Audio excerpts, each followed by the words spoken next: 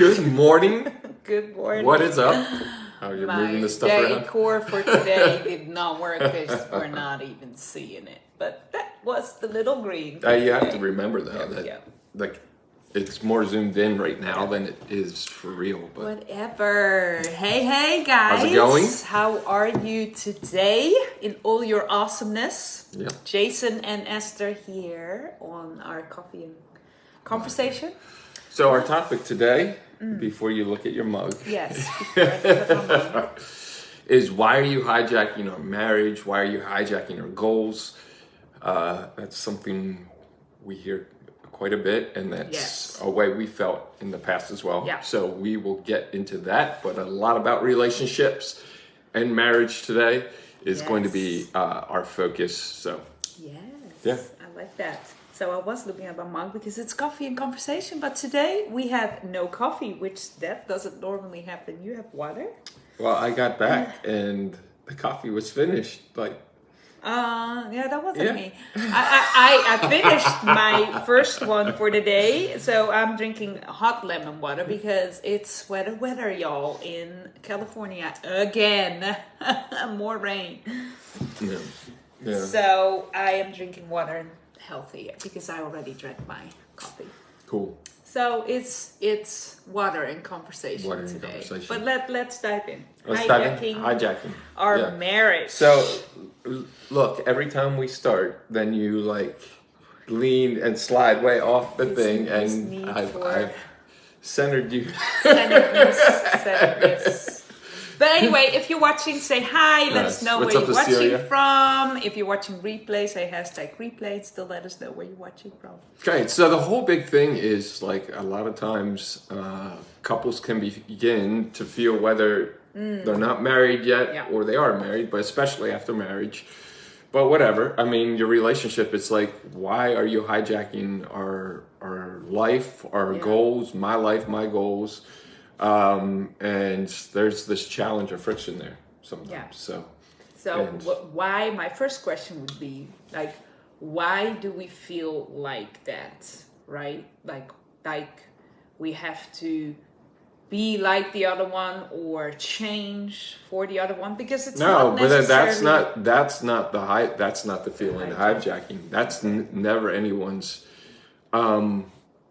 It's true that people feel pressure sometimes to be like the other person, and that can be frustrating as well. But that's not the main thing when people are saying, "Hey, why are you hijacking our goals in marriage?"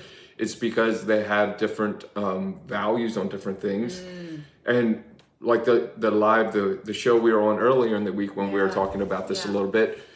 Money is a big part. So people perceive and use money or see using money for different things more valuable.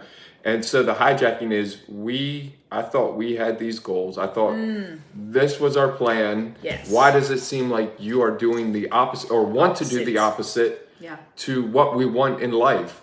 You know, we've agreed. A lot of times couples are like, well, we've agreed or we've talked about this is what we want our life to be, this is how we want to live, and then suddenly you want to do this and I want to do that. Well, and money, that is definitely a big one. That was a big one for us too, because just not necessarily intentionally, but because of how you are and how you see money, the value you put on it, the way you want to use it. You know? Yeah. But, so, people say like, who's the spender, who's the saver or whatever. But it's also, again, all connected, I guess, to your style and your personality. Right. Yeah.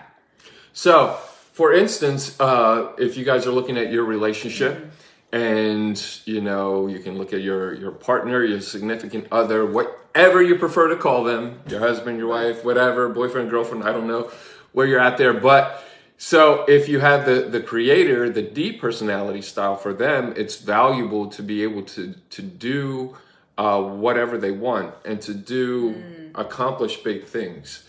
Yeah. Because they are this pioneer and there's value in that. There's a pioneer, they're going to accomplish things, they're going to get results.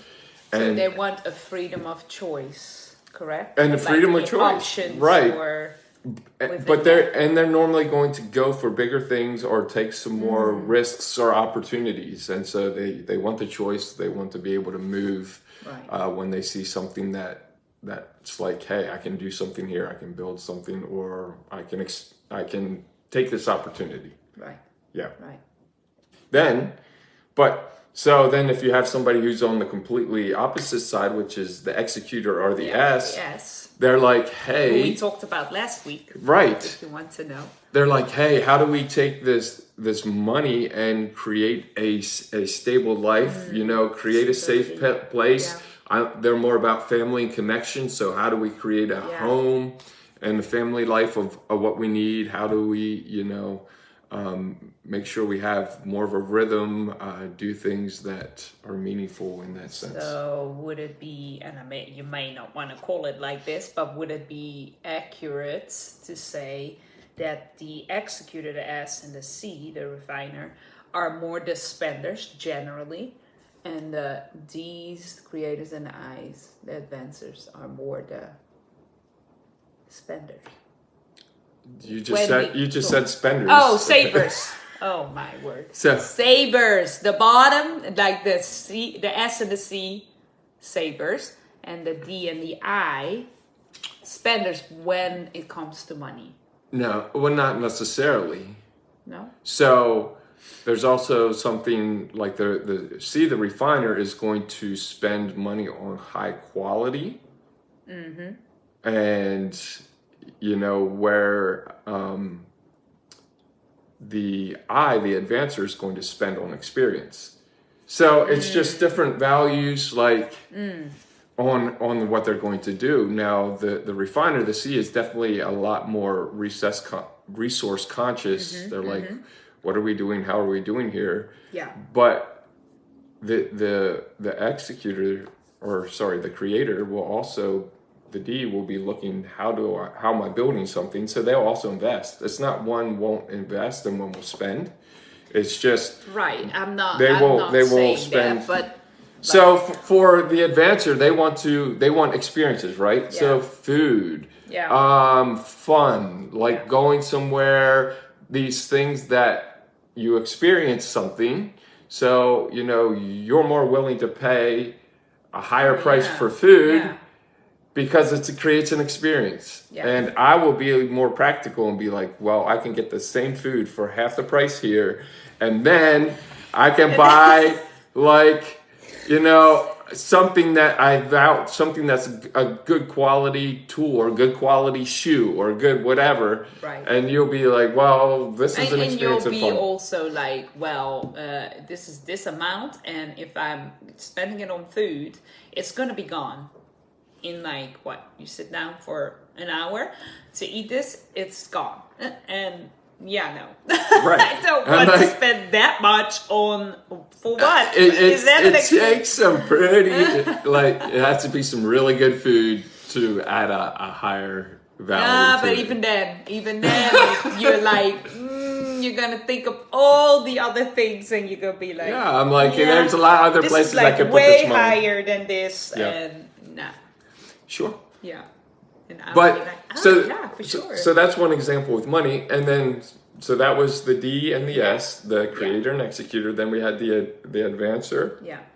And the refiner. You're willing to spend on experience. Yeah. And just be more spontaneous. Our son, he's always like, I'll take my spending money. Let me buy some food. Let me buy some gum. Let me buy some Tic Tacs. Let me buy some food from Jersey Mike's on the way home from school. I'm like, dude, that's like $10 for a little sandwich. And then he's like, we could get a sub and make it at home ourselves. We have everything at home. And he's like, and I'm going to get a little bag of chips that come with it. I'm like, we have a whole bag of the same chips at home that you can eat for free. You don't need to spend your spending money on that. But he's like, nope, I want it right now. I had a thought, I had an idea for a fun experience, and I want to stop at Jersey Mike's and get food. And I'm like... And I'm always listening to him, trying to explain that to him or make it make sense. And I'm like, I get it, man. I get it. I mean, I get it. If he has the money and he can afford it, that's an experience to him, right? So that has a lot of value. And even though your practicality and those things also matter because they're all true, they just aren't as high on our. And that's why people feel like the other person is beginning to hijack their life, their marriage, their goals, because it was like, hey, I thought we want the same thing. Suddenly you're frustrated that you can't spend money on experience and going out, and you're always, for example, you would if we're looking at different personalities, I would be saying, well, hey, why can't we go spend, they're getting frustrated because they can't have experience, can't try new things, where you have the C, they're getting frustrated. Well, why do you always want to spend it on food and going out to eat and like going to this concert? I mean, I thought we are investing for I thought this is what we wanted. Like, we should be spending it on other things. And then I have a little bit of both, because then I'm always like, okay, we work hard and we have all this money that we're also going to invest, but we need to enjoy life and have experiences. So I want to do some of the, I would call normal, but then I also want to, let's go travel. Let's go to this place. We've never been there before, or let's go visit these people and the bigger things, because it's an experience. It's an interesting journey. So, but when you feel like that, because that's your natural wiring, how do you go about that? Because that's a learning. Those are the moments where love is not a feeling, love is a choice. Because we didn't always know that about each other, and so we had to sometimes learn a little bit the hard way, because we then didn't understand that, right? Yeah, and that's a valid point. And right now we just touched on money, but there's other things that people feel. Ways of communication. Yeah. One person says something and they're blunt and to the point, and the other person feels the pressure and conflict, and that's offending, and they feel, whatever, they feel attacked. Or one person wants to have fun and have a party and have 20, 30 people over, and the other person thinks a party is 2 or 3 people, and or thinks a party is no party. It's no one. Myself, if that's myself. But I even talked to couples, and they're like, yeah, we redid our patio out back, and we talked about it, and we decided we're going to make it big enough so we can have a party. And so my spouse designed it, and we did it, and you can have 5 people in here.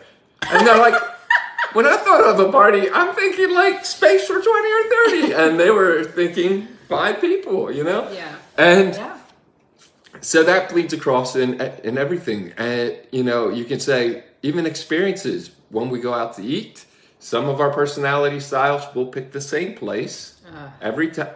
Yeah. Don't sigh, because I'm for those of you who that's who you are, and part of the strength you bring is that stability and knowing, being comfortable and knowing what is expected or what is there. You have value, and you bring a lot of greatness in that.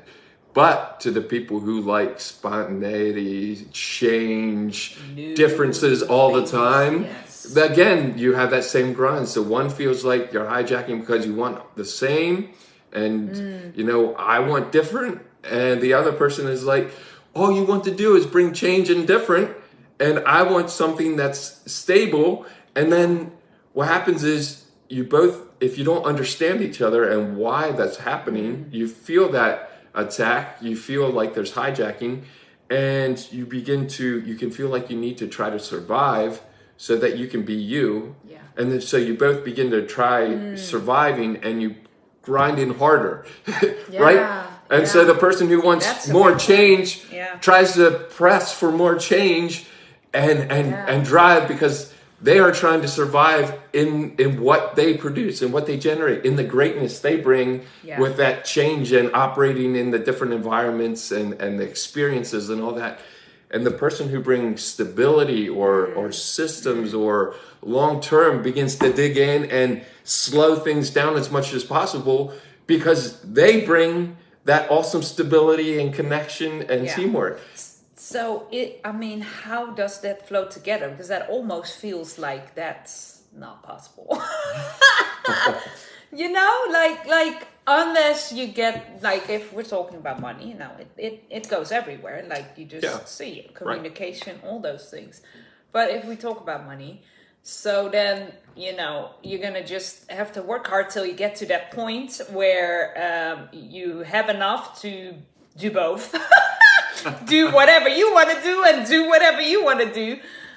But then no, I'm saying that's not the answer, obviously. Right.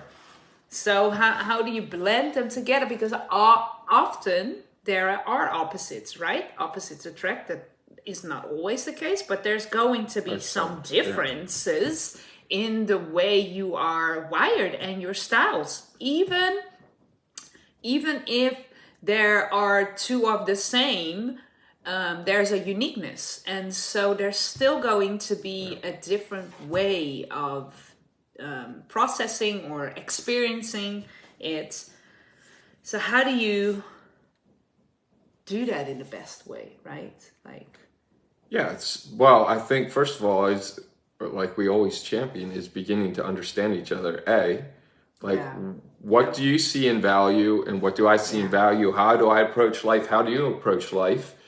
And therefore, when you say something a certain way, or you see money a certain way, or you want to do this, it's not because you're trying to do it against me. Yeah. And that's how people feel. It's like, you're always against me. Yeah. You're always against what I'm trying to do. Well, it's your styles just are missing, right? You're not comprehending each other. Yes. So you're saying A and I'm saying A, but we feel like, you're speaking English and I'm speaking Chinese. That's what it feels like. But it's not.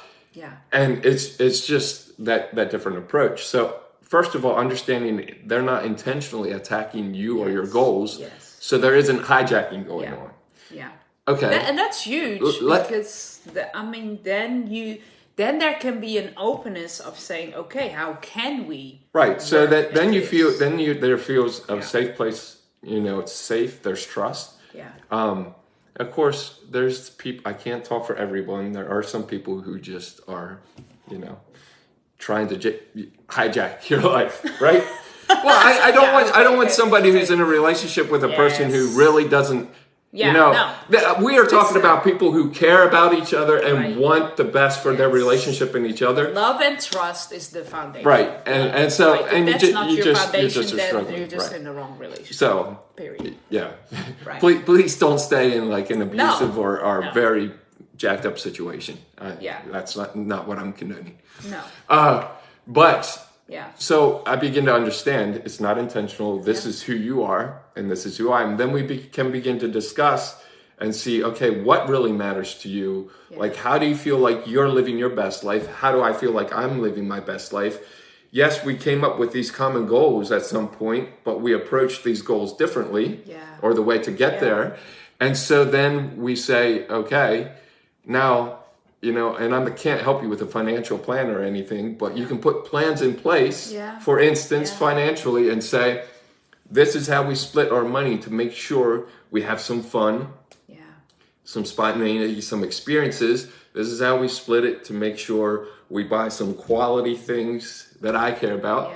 This is how we make sure, of course, we have a common goal of life, how we want to go. So there's investing, or, this is how we create some security and stability. That may include, for those of you who have a partner who like that stability, and things like a reserve of 3 or 4 months saved up in the bank to make sure that they feel secure. And that's not saying they're taking away the power of choice for the D and your freedom to choose. No, that's giving them security to know that as you live your life, taking some risks, taking some opportunities, getting some things that you want to decide on, that they're also secure in who they are. And so that you begin to make a plan and say, and listen, how do you value that? To some people, that may be boring or hard conversations to have. And I would suggest to have those early on. before you get to the point, because sometimes you can just think like, we'll just figure it out as we go, right? I mean, we kind of did that in the beginning. And so, but then you get to points where those things are going to feel like totally missing, right? And so those conversations, the planning, to lay it out, and the expectations, I think too, of just what are your expectations? What are you talking about? Like life before you get married, or what? Well, yeah. Well, I mean, before you get plan on having life together, right? Doing life together. Getting a relationship. Oh, okay. I mean, when we talk about money. Oh, and those things. But remember, this is on every level. Yes. So, like, you just it comes with understanding the person who you're with, right? No matter where you're at and what you're doing. And like, I mean, there's a lot you can't foresee. Yeah. And it depends. Like when you get in a relationship, you could be younger and have all these ideas and whatever, or you could be older and you've lived some life and like. It's an ongoing thing. But it's an ongoing thing you're gonna have to. I would encourage you wherever you're at now. You know, if you feel there's that strain or like your partner is hijacking you, and you feel like each are feeling like you're hijacking each other, and the relationship, your goals, whatever, just begin to look at it and say, hey, what is it? What is it we value? Yes, what is it we want to head toward? What are our goals and plans? But then what are our approaches in that? And how do we make space for each person to, bring their value to the table? Like, appreciate that and celebrate that. You bring some fun and experiences which are meaningful to all of us. Yeah, right. Myself included, even though I don't have as high a value for that, when I have an experience, it's good. Now, can I live in like an experience every 5 minutes? Like experience. No, but like there is that fun.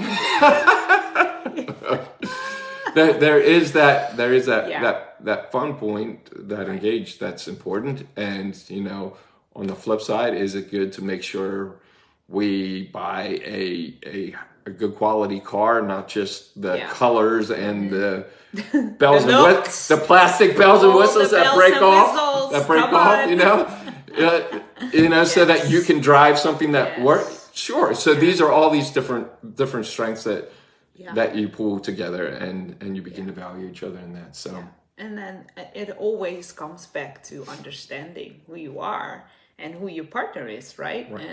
And understanding that is not, it never comes from that place of I want to make it difficult for you, right? Even though, but that's how it feels. That's how it feels. Especially, it does feel like that sometimes. Especially when you're really different in your personality styles. Yes, we're very opposite. There'll be some where you blend through and it seems a little similar, but you'll still have these places a lot of times that are really different, and that's where the challenge is the most. Yeah. And so, hey, just remember that each of you in your style you're super valuable. You're awesome. It's your style of awesomeness, and it's unique. Yeah. And you bring so much value to the world around you. But just learning how to work together. With your spouse, with your partner, and understanding each other in that, and saying, hey, we can do this together. Yeah. And it can be amazing. Yeah, and that is the point, right? That you can thrive because you were meant to thrive together. And so even though there are some things that you need to learn how to do that in a good synergy way, like that it all flows. That takes learning, and that's the journey of relationship, really, with everything, right?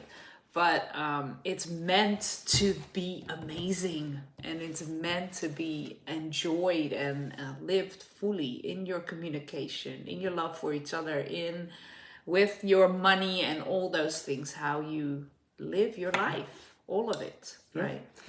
And, so, I mean, you can even find that in some of the similarities, like You know, if you have two Ds, one person wants to have a decision where to spend it on something big. The other person values something else, but still wants to go big. So, I mean, even in similarities, you'll find those differences and just value each other and connect in that. So, anyway, hey, Miranda, thanks for joining us. Helped you a little bit in your relationships. And if you have any more questions, let us know how you do life together and what you find are maybe some struggles or questions that you have that we can look at.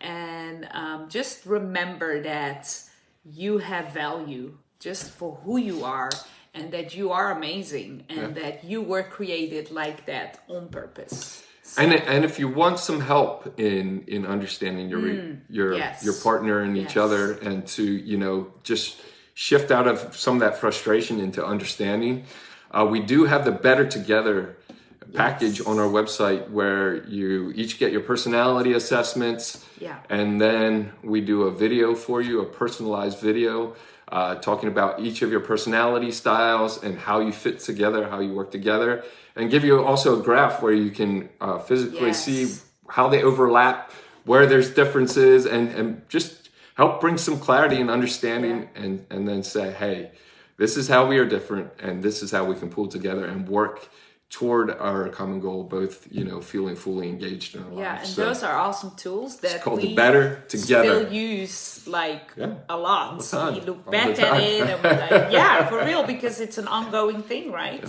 So anyway, have an awesome rest of your day, and we will see you next time. Yes, you're awesome. Cheers. Bye. Bye.